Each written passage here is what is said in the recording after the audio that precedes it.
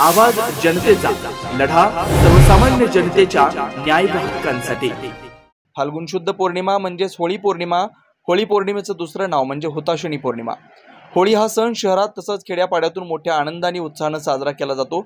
तसा तो राहुरी तालुक्यातील देवळाली प्रवरातील श्री साई मंदिरात मोठ्या भक्तिभावाने साजरा केला जातो। आज सायंकाळी 7 वाजता सांज आरती संपन्न झाली। त्यानंतर साई मंदिरासमोर होळीचं पूजन करून दहन करण्यात आलं। प्रसंगी पौरोहित्य विजय जोशी व दिनेश जोशी यांनी केलं।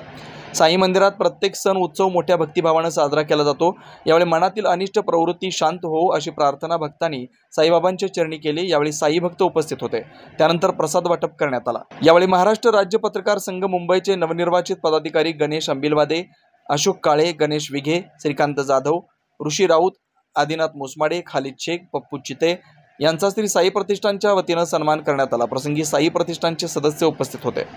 नवनवीन घडामोडी आणि सत्य बातमी पाहण्यासाठी आजच आमच्या YouTube चॅनलला सबस्क्राइब करा, शेअर करा आणि लाईक नक्की करा।